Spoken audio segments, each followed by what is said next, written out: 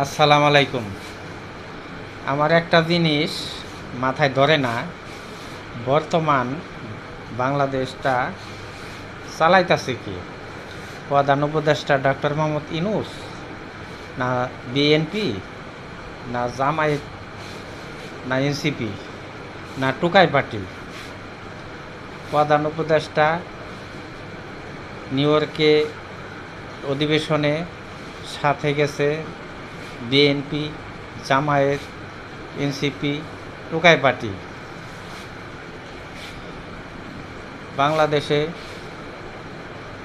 জনগণ সংবাদ সম্মেলন করে, সরকার সংবাদ সম্মেলন করে। আসলে বর্তমান সরকার ডাকে আমার জানা নাই। আপনাদের যদি জানা থাকে প্লিজ কমেন্টে জানিয়ে দিবেন। আসসালামু আলাইকুম, শুভরাত্রি।